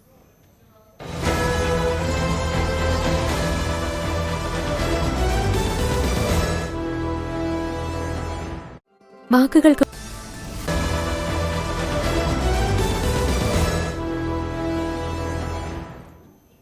നമസ്കാരം. വീണ്ടും ന്യൂസ് ട്രെൻഡ്സിലേക്ക് വിശദമായി. എന്തായാലും സംസ്ഥാനത്തെ സാമ്പത്തിക തട്ടിപ്പ് കേസുകളും ഈ കേസുകളുടെ ഭാവിയും നിയമ സംവിധാനങ്ങളുടെ ഇടപെടലുകളും അതിൻ്റെ വിശദാംശങ്ങളുമാണ് നമ്മൾ പരിശോധിച്ചത്.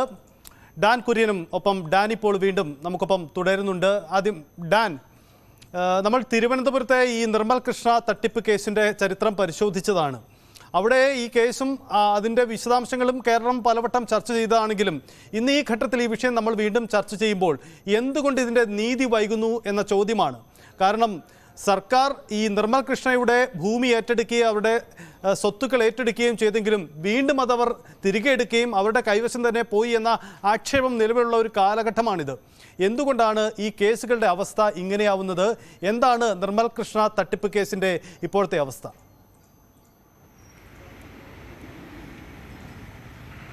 സജിത്ത്, തലസ്ഥാന ജില്ലയെ തന്നെ ഞെട്ടിച്ച ഒരു വലിയ സാമ്പത്തിക തട്ടിപ്പ് കേസായിരുന്നു നിർമ്മൽ കൃഷ്ണ ചിട്ടി തട്ടിപ്പ് കേസ്. അതിൽ പാറശാല ആസ്ഥാനമായി പാറശാലയിൽ പ്രത്യേകിച്ച് തിരുവനന്തപുരം ജില്ലയിൽ നിന്നുള്ള നിക്ഷേപകർ, അതോടൊപ്പം തന്നെ തമിഴ്നാട്ടിലെ കന്യാകുമാരിയിൽ നിന്നുള്ള നിക്ഷേപകർ, ഇങ്ങനെ ഏതാണ്ട് 10,000-ഓളം ആളുകൾക്ക് നിക്ഷേപം നടത്തിയതിലൂടെ 600 കോടി രൂപയാണ് ഇതുമായി ബന്ധപ്പെട്ട തട്ടിപ്പ് നടന്നത് എന്നായിരുന്നു ക്രൈംബ്രാഞ്ചിന്റെ പ്രാഥമികമായ അന്വേഷണത്തിൽ കണ്ടെത്തിയത്. പക്ഷേ അന്വേഷണം തുടരുന്നതിനിടയിലാണ് ആദ്യഘട്ടത്തിൽ സജിത്ത് സൂചിപ്പിച്ച പോലെ 590 കോടി രൂപയുടെ ബാധ്യതയുണ്ട് എന്ന് കാണിച്ച് വഞ്ചിയൂർ കോടതിയിൽ പാപ്പർ ഹർജി ഇവർ ഫയൽ ചെയ്യുന്നു. പിന്നീട് അന്വേഷണ സംഘം, അതായത് കേരള പോലീസിന്റെ ക്രൈംബ്രാഞ്ച് സംഘം, അതോടൊപ്പം നാഗർകോവിലിൽ നിന്നുള്ള എക്കണോമിക് ഒഫൻസ് വിഭാഗം, ഇവർ രണ്ടുപേരും സംയുക്തമായി ഇതുമായി ബന്ധപ്പെട്ട അന്വേഷണങ്ങൾ നടത്തുകയായിരുന്നു. അവർ നടത്തിയ അന്വേഷണത്തിൽ 340 കോടി രൂപയുടെ ബാധ്യത മാത്രമേ ഇവർക്കുള്ളൂ എന്ന് കണ്ടെത്തുന്നു. അങ്ങനെ ആ കാര്യം അവർ കോടതിയെ അറിയിക്കുന്നു. അതിനെതിരെയാണ് വലിയ തരത്തിൽ നിക്ഷേപകരുടെ പ്രതിഷേധമുണ്ടായത്. പാറശാല കേന്ദ്രീകരിച്ചുകൊണ്ടായിരുന്നു പ്രതിഷേധം. അവർ പ്രധാനമായി എടുത്തു പറഞ്ഞ കാര്യം, ഉദ്യോഗസ്ഥ തലത്തിലും രാഷ്ട്രീയ തലത്തിലും ഉന്നത സ്വാധീനമുള്ളവർക്ക് ഈ നിർമ്മൽ കൃഷ്ണ ചിട്ടി തട്ടിപ്പ് കേസിൽ ബന്ധമുണ്ട്. അങ്ങനെ ഈ 340 കോടി രൂപയായി ബാധ്യത കുറച്ച് കാണിക്കുന്നതിലൂടെ അദ്ദേഹത്തിൻ്റെ സ്വത്തുക്കൾ വീണ്ടെടുക്കാനും അത് രഹസ്യമായി കൈമാറ്റം ചെയ്യാനുമുള്ള അവസരമുണ്ടാക്കും. മാത്രവുമല്ല, നിക്ഷേപകർക്ക് ലഭിക്കാനുള്ള പണം കിട്ടുന്നതിന് ഈ ബാധ്യത കുറച്ച് കാണിച്ചത് വലിയ തരത്തിൽ. ഞാൻ ഡാനിലേക്ക് വരാം. അതിനു മുമ്പ് ശ്രീ സാം നമുക്കൊപ്പം ചേരുന്നു. അദ്ദേഹത്തിന് പോപ്പുലർ ഫിനാൻസ് തട്ടിപ്പ് കേസിൽ പണം നഷ്ടപ്പെട്ട കൊല്ലം സ്വദേശിയാണ് സാം. ഈ ഞങ്ങൾ സംസ്ഥാനത്തെ സാമ്പത്തിക തട്ടിപ്പ് കേസുകളും ഇരകളായവർക്ക് എന്തുകൊണ്ട് നീതി വൈകുന്നു എന്ന ചോദ്യവുമാണ്, ആ വിഷയമാണ് ഞങ്ങൾ ഉന്നയിച്ചത്. താങ്കളുടെ അവസ്ഥ എന്തായിരുന്നു ഈ കേസുമായി ബന്ധപ്പെട്ട്? താങ്കൾക്ക് എത്ര രൂപയാണ് നഷ്ടപ്പെട്ടത്? അതെങ്ങനെ സംഭവിച്ചു? വർഷങ്ങളായിട്ടുള്ള ഒരു വിശ്വാസം നേടിയെടുത്തുകൊണ്ടാണ് പോപ്പുലർ പ്രവർത്തിച്ചുകൊണ്ടിരുന്നത്. എനിക്ക് ഏതാണ്ട് 20 ലക്ഷത്തോളം രൂപ എന്റെ കുടുംബത്തിനുള്ളിൽ നിന്ന് പോയി. എന്നാൽ എന്റെ മൊത്തം ഫാമിലിയിൽ നിന്ന് 1 കോടിയിലധികം രൂപയാണ് എന്റെ ബന്ധുമിത്രാദികളെല്ലാം നഷ്ടപ്പെട്ടിരിക്കുന്നത്. ചാത്തന്നൂർ കേന്ദ്രീകരിച്ച് മാത്രം കോടിക്കണക്കിന് രൂപയുടെ നഷ്ടമാണ് സംഭവിച്ചിരിക്കുന്നത്. 30 വർഷത്തിലധികമായി അവിടെ പ്രവർത്തിച്ചു കൊണ്ടിരുന്ന സ്ഥാപനമാണ്. 65 വർഷത്തിലധികമായി പത്തനംതിട്ട ആസ്ഥാനമാക്കി പ്രവർത്തിച്ചു വന്ന സ്ഥാപനമാണ്. പക്ഷെ ആ വിശ്വാസ്യതയാണ് അവർ മുതലെടുത്തതെന്ന് വേണം മനസ്സിലാക്കാൻ. ഈ അവസാന നിമിഷത്തെ ഈ ഒരു തട്ടിപ്പിന് എത്ര നാളുകൊണ്ടാണ് അവർ തട്ടിപ്പിന് കളമൊരുക്കിയെന്ന് വ്യക്തമല്ല. പോലീസിന്റെ അന്വേഷണത്തിൽ പറയുന്നത് വളരെ നാളുകളായി അവർ ഓസ്ട്രേലിയക്കും ദുബായ് വഴിയൊക്കെ പണം കടത്തിക്കൊണ്ടിരുന്നു എന്നാണ് പറയപ്പെടുന്നത്. പക്ഷേ ഒരു കാര്യം, ഈ ഇവരെങ്ങനെയാണ് ഈ പോപ്പുലർ ഫിനാൻസിലേക്ക് താങ്കളൊക്കെ FD ഇടാൻ തീരുമാനിക്കുന്നത്? വലിയൊരു പലിശ വാഗ്ദാനം ആയതുകൊണ്ടാണോ മറ്റ് ബാങ്കുകൾ ഉണ്ടായിട്ടും പോപ്പുലർ ഫിനാൻസ് പോലെയുള്ള സ്ഥാപനങ്ങളിലെ വിശ്വാസത്തിലെടുക്കാൻ താങ്കൾ തയ്യാറായത്?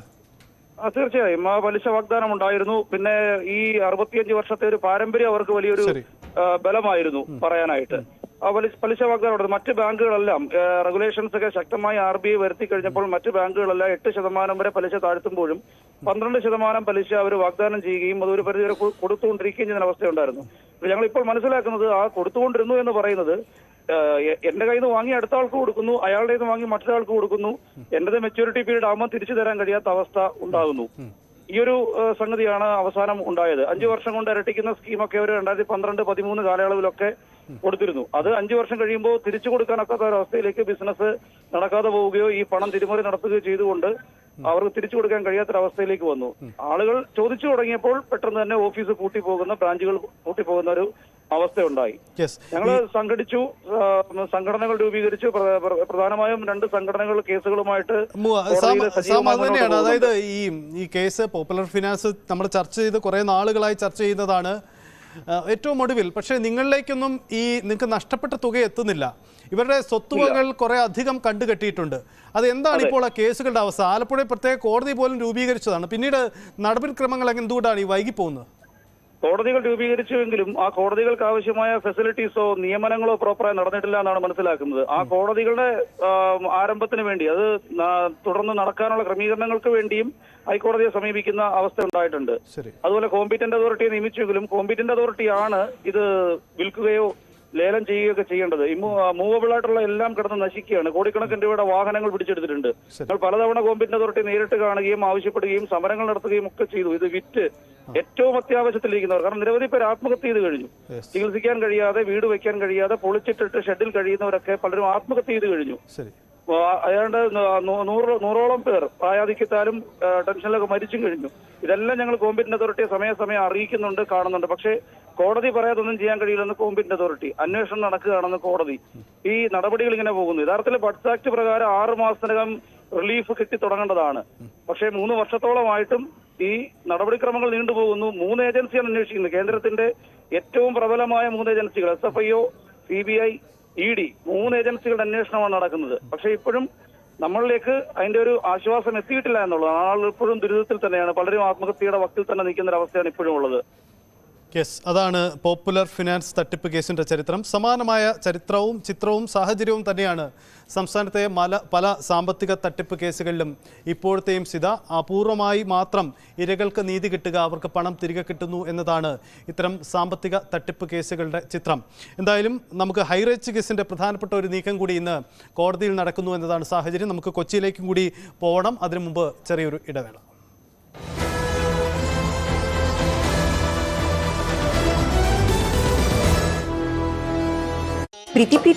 ഫെബ്രുവരി 15 ചുമതല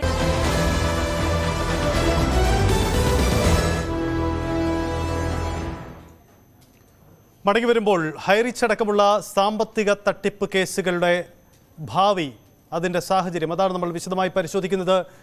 ഡാനി പോൾ കൊച്ചിയിൽ നിന്നുണ്ട്. ഡാനി, ഈ ഹൈറിച്ച് തട്ടിപ്പ് കേസുമായി ബന്ധപ്പെട്ട ഒരു പ്രധാനപ്പെട്ട നീക്കം ഇന്ന് കോടതിയിൽ നടക്കുന്നു.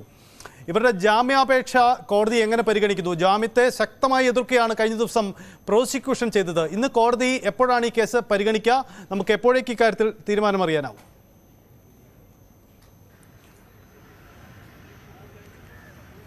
സജിത്ത് ഇന്ന് രാവിലെ പരിഗണിക്കുമെന്നാണ് മനസ്സിലാക്കുന്നത്. 11 മണിക്ക് ശേഷം കോടതി 11 മണിക്ക് ചേരും. അതിനുശേഷം രാവിലത്തെ സെഷനിൽ തന്നെ ഇത് പരിഗണനയ്ക്ക് വരും, ജാമ്യാപേക്ഷ പരിഗണനയ്ക്ക് വരുമെന്നാണ് മനസ്സിലാക്കാൻ സാധിക്കുന്നത്. ഇതിൽ കഴിഞ്ഞ തവണയും കോടതി ചോദിച്ചിരുന്നത് എന്തുകൊണ്ട് നിയമവ്യവസ്ഥയ്ക്ക് വിധേയമായി ഈ അന്വേഷണ ഉദ്യോഗസ്ഥർക്ക് മുൻപാകെ ഹാജരായിക്കൂടാ എന്ന് ചോദിച്ചു. കാരണം ഇവർ പ്രധാനമായും പറഞ്ഞിരുന്നത് ഇത് രാഷ്ട്രീയപരമായ കാരണങ്ങളാണ് ഈ പരാതികൾക്ക് പിന്നിലെന്നാണ് പറഞ്ഞത്. അപ്പോൾ നിയമവ്യവസ്ഥ ലംഘിക്കുന്നില്ലെങ്കിൽ എന്തുകൊണ്ടാണ് അന്വേഷണ ഉദ്യോഗസ്ഥർക്ക് മുൻപാകെ ചെല്ലാൻ കഴിയാത്തതെന്ന് ചോദിച്ചു. അതിൽ ED വ്യക്തമാക്കിയ ഒരു കാര്യമുണ്ട് കോടതി മുൻപാകെ. ഈ ഒരു ഘട്ടത്തിൽ ചോദ്യം ചെയ്യലിന് ഹാജരാകുമ്പോൾ വളരെ വലിയൊരു തട്ടിപ്പ് നടന്നു എന്നതിൻ്റെ എല്ലാവിധ തെളിവുകളും ശേഖരിക്കപ്പെട്ടിട്ടുണ്ട്. അതുകൊണ്ട് അറസ്റ്റ് ചെയ്യില്ല എന്നൊരു ഉറപ്പ് നൽകിക്കൊണ്ട് ഇവരെ ചോദ്യം ചെയ്യലിന് വിളിക്കാൻ കോടതി മുൻപാകെ നൽകാനായിട്ട് അങ്ങനെ ഒരു മറുപടി നൽകാൻ സാധ്യമല്ല എന്ന് കോടതിയിൽ ED വ്യക്തമാക്കുകയും ചെയ്തു. അതുകൊണ്ട് തന്നെ ഇതിൽ വളരെ കൃത്യമാണ് ED എന്ത് ലക്ഷ്യം വയ്ക്കുന്നു, അല്ലെങ്കിൽ ED ഏത് രീതിയിലേക്ക് ഇത് അന്വേഷണം എത്തിച്ചേർന്നിരിക്കുന്നു എന്നത് വളരെ വ്യക്തമാണ്.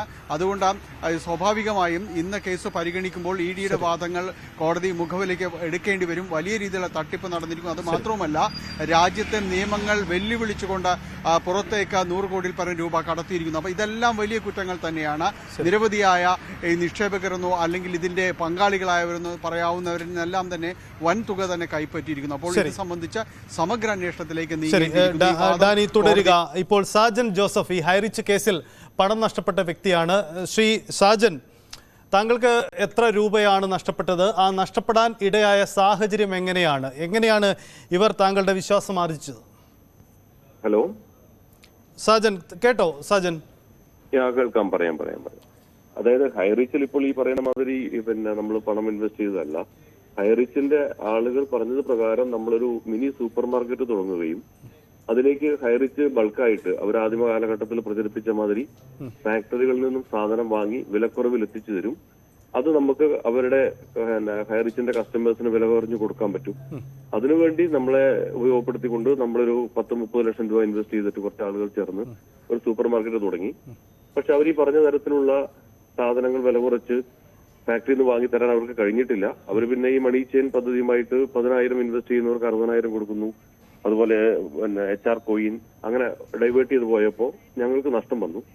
അപ്പോൾ അതുമായി ബന്ധപ്പെട്ട് ഞങ്ങൾ പലതവണ തൃശ്ശൂർ പോവുകയും ഈ ശ്രീനാ പ്രതാപനെയും അതുപോലെ തന്നെ മാഡത്തിനെ കാണുകയുണ്ടായി. അപ്പോൾ അവർ തന്നെയാണ് ഹൈറിച്ചിന്റെ കണ്ണൂർ ജില്ലയിലെ മെയിൻ ലീഡേഴ്സായ സിജീഷ്, ലക്ഷ്മണൻ തുടങ്ങിയ ആളുകളെ കണക്ട് ചെയ്തിട്ട് ഈ ഷോപ്പിന് ഒരു വിലയിട്ട് ഏറ്റെടുക്കാൻ പറഞ്ഞു. അങ്ങനെ കഴിഞ്ഞ നവംബർ 20-ാം തീയതി 22 നവംബർ മാസം അവരിത് ഏകദേശം 17,50,000 രൂപയ്ക്ക് കടയും അതിലെ ആസ്തികളും പിന്നെ അതിലെ സാധനങ്ങളെല്ലാം കൂടെ ചേർത്ത് 2 ലക്ഷം രൂപ, അങ്ങനെ 20 ലക്ഷം രൂപയ്ക്ക് വിലയിട്ടിട്ട് ഞങ്ങളുടെ നിന്ന് എഗ്രിമെന്റ് എഴുതി 3 ലക്ഷം രൂപ അഡ്വാൻസും തന്നു. ഷോപ്പിന്റെ വാടക കച്ചവടം അവരുടെ പേരിലേക്ക് മാറ്റി.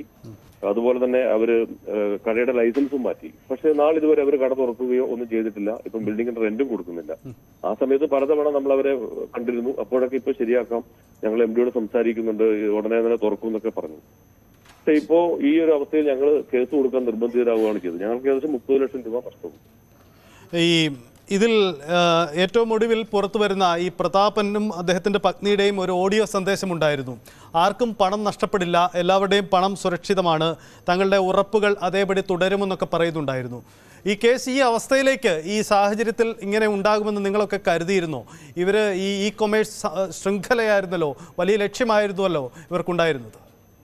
കേരളത്തിൽ ഏകദേശം 300ഓളം ഫ്ലാറ്റ് ഇതുപോലുള്ള സൂപ്പർ മാർക്കറ്റുകളാണ് തുടങ്ങിയിരുന്നത്. അതൊക്കെ ഇന്ന് അടച്ചുപൂട്ടിയ അവസ്ഥയിലാണുള്ളത്. അവർ പറഞ്ഞതിൽ നിന്നും വ്യതിചലിച്ചു പോവുകയും ഒരുപാട് ആളുകളുടെ പണം വാങ്ങി ഇരട്ടിപ്പിച്ച് നൽകാമെന്നുള്ള അവസ്ഥയിലേക്കാണ് അവർ പിന്നീട് മാറിയത്. ആ സമയത്ത് കേരളത്തിൽ ഇന്ന് വലിയ ഒരു സാമ്പത്തിക ദുരന്തം ഉണ്ടാകാൻ പോവുകയാണ്. എന്താ പറയാ, പെൻഷൻ ആയവർ കിട്ടിയ പൈസ ഡിപ്പോസിറ്റ് ചെയ്തിട്ടുണ്ട്, ബാങ്കിൽ നിന്ന് ലോൺ എടുത്തു കൊടുത്തിട്ടുണ്ട്, ചിട്ടി പിടിച്ചു കൊടുത്ത ആളുകളുണ്ട്. ഒരുപാട് ആളുകൾ ഇന്ന് വലിയ ദുരന്തത്തിലുണ്ട്. പക്ഷെ ഇത് പുറത്തു പറയാൻ മടിച്ചിട്ടും അല്ലെങ്കിൽ എങ്ങനെ ഇത് കേസുമായി മുന്നോട്ട് പോകണം എന്നറിയാത്തതുകൊണ്ടും പിന്നെ ലീഡേഴ്സിന്റെ നിരന്തരമായ ഭീഷണിയാണ്, നിങ്ങൾക്ക് ഇത് കേസ് കൊടുത്താൽ പണം നഷ്ടപ്പെടും, ഞങ്ങൾക്ക് ഇപ്പൊ ജാമ്യം കിട്ടും, ഞങ്ങൾ ഈ അൺഫ്രീസ് ചെയ്ത് കഴിഞ്ഞാൽ നിങ്ങൾക്ക് ഈ പൈസ എല്ലാം തിരിച്ചു കൊടുക്കുമെന്ന്. ഇത് നടക്കുമോ ഇല്ലയോ എന്നുള്ളത് ഇപ്പം പോലീസിനും ഇവിടുത്തെ നിയമവ്യവസ്ഥയ്ക്ക് മാത്രമേ അറിയാൻ പറ്റുകയുള്ളൂ. യെസ്, അതാണ് സാജനെ പോലെയുള്ള പണം നഷ്ടപ്പെട്ടവരുടെ അനുഭവമാണ് പങ്കുവച്ചത്. ഇങ്ങനെ യഥാർത്ഥത്തിൽ ഈ ഹൈറിച്ച് കേസിൽ നിക്ഷേപകർ എന്ന് പറയുന്നത് അവരുടെ വാഗ്ദാനങ്ങൾ വിശ്വസിച്ച് രംഗത്ത് വന്നവരാണ്. അവർക്ക് നഷ്ടപ്പെട്ടത് വൻ തുകകളാണ്. ഇനിയും സംസ്ഥാനത്ത് ഇത്തരം നോട്ടിരട്ടിപ്പ് വാഗ്ദാനങ്ങൾ അടക്കമുള്ള പുതിയ വാഗ്ദാനങ്ങളുമായി പുതിയ സംഘങ്ങൾ അവർ വീണ്ടും രംഗപ്രവേശം ചെയ്തേക്കാം. അതിൽ ജാഗ്രത പാലിക്കേണ്ടത് സാധാരണക്കാരാണ്, നിക്ഷേപകരാണ്. ഹൈറിച്ച് കേസിന് മറ്റൊരു സ്വഭാവമുണ്ട്. ഇതിൽ ഇവർ അനധികൃതമായി ശേഖരിച്ച അല്ലെങ്കിൽ ഇവർ നിക്ഷേപം സ്വീകരിച്ച ഈ തുകകൾ ഇത് വിദേശത്തേക്ക് കടത്തിയോ എന്നടക്കമുള്ള വിശദമായ അന്വേഷണത്തിലേക്കും അന്വേഷണ ഏജൻസികൾ കടക്കുകയാണ്. സംസ്ഥാനത്ത് വീണ്ടും ഒരു സാമ്പത്തിക തട്ടിപ്പ് കേസ് ഇനി ഉണ്ടാവാതെ ഇരിക്കട്ടെ. ഒപ്പം ജനങ്ങളും ജാഗ്രത പാലിക്കട്ടെ. ഇന്ന് ഈ വിഷയമാണ് ന്യൂസ് ട്രെൻഡ്സ് വിശദമായി പരിശോധിക്കുന്നത്. ന്യൂസ് ട്രെൻഡ്സ് ഇനി 2ാം ലക്കത്തിലേക്ക് കടക്കുന്നു. രഞ്ജിത്ത് രാമചന്ദ്രനാണ് എനിക്കൊപ്പം ചേരുന്നത്. അതിനു മുമ്പ് വാർത്തകൾ വേഗത്തിലുമായി ഭവ്യ പാർവതി ചേരും.